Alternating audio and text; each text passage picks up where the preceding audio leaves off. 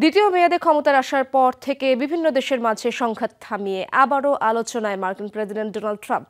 অনেকেই তাকে শান্তিতে নোবেল পুরস্কারের যোগ্য বলেও মনে করেন। শুক্রবার আর্মেনিয়া আজারবাইজানের বহুদিনের সংঘাত মিটিয়ে দেওয়ার পর দুদেশেই তাকে এই পুরস্কারের জন্য মনোনয়ন দেবে বলে প্রতিশ্রুতি দিয়েছে। এরই মধ্যে মনোনয়নের ঘোষণা দিয়েছে কম্বোডিয়া, ইসরায়েল ও পাকিস্তানের প্রতিনিধিরা।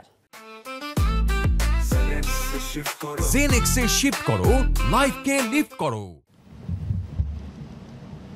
মার্কিন প্রেসিডেন্ট ডোনাল্ড ট্রাম্পের শান্তিতে নোবেল পুরস্কার পাওয়া নিয়ে বিভিন্ন সময়ে উঠেছে গুঞ্জন। তিনি নিজেও বেশ কয়েকবারই হাস্যরসাত্মকভাবে বা ঘুরিয়ে পেঁচিয়ে দাবি করেছেন শান্তিতে একটি নোবেল পুরস্কার তার প্রাপ্য। এবার আর্মেনিয়া আজারবাইজানের দীর্ঘদিনের সংঘাত মধ্যস্থতার পর আবারও আলোচনায় বিষয়টি।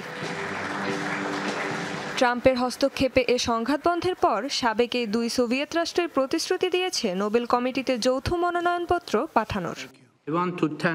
আমি মনে করি প্রেসিডেন্ট ট্রাম্প শান্তিতে নোবেল পুরস্কারের যোগ্য। আমরা তাকে সমর্থন জানাবো, তার পক্ষে প্রচারণাও চালাবো। প্রেসিডেন্ট ট্রাম্প ছাড়া আর কে শান্তিতে নোবেল পাওয়ার যোগ্য? অনেকে কিছু না করেই এই পুরস্কার পেয়ে গেছেন, আর গেল 6 মাসে ট্রাম্প যা করেছেন তা সত্যি অভাবনীয়। এর আগে বৃহস্পতিবার কম্বোডিয়ার প্রধানমন্ত্রী হুন মানেট মার্কিন প্রেসিডেন্টকে নোবেল পুরস্কারের জন্য মনোনয়নের ঘোষণা দেন।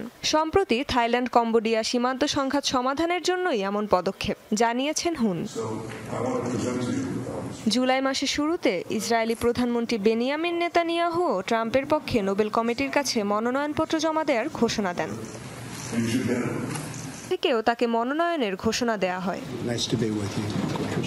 অন্যদিকে দীর্ঘদিন ধরে রাশিয়া ইউক্রেন যুদ্ধ থামাতে নানা পদক্ষেপ নিয়ে আসছেন ট্রাম্প। আগামী 15 আগস্ট রুশ প্রেসিডেন্ট ভ্লাদিমির পুতিনের যুক্তরাষ্ট্র সফরে ট্রাম্পের হস্তক্ষেপে এ সংঘাত বন্ধ নিয়েও আশার আলো দেখছে দুদেশের জনগণ। আর তা কার্যকর হলে নোবেল পুরস্কার লাভের নতুন এক দ্বার উন্মুক্ত হবে মার্কিন প্রেসিডেন্টের জন্য।